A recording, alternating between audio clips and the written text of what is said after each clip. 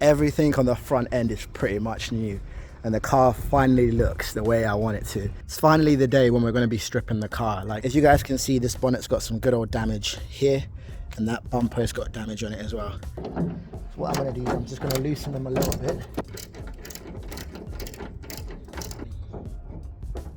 As it comes down, I'll just lift it up. With this being a white bonnet, it's a little bit harder to see on camera, but you can see that damage on this right hand side, right? Massive shame, because the rest of the bonnet is actually super clean. There's nothing more humbling than trying to put a bonnet on yourself.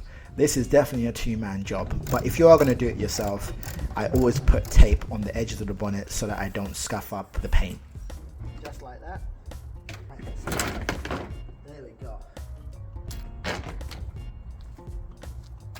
Just removing the bolt that holds the crash bar on. Just like that. One crash bar, now free. We've got a little sensor attached to the crash bar here, and I think this senses whether the car's been in a crash or how hard the impact is. Let's go ahead and plug in the new crash bar. Yep. Nice and tight.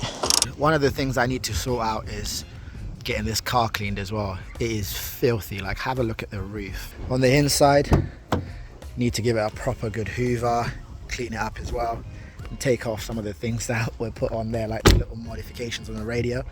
But yeah, still got that to sort out. But before we get to that,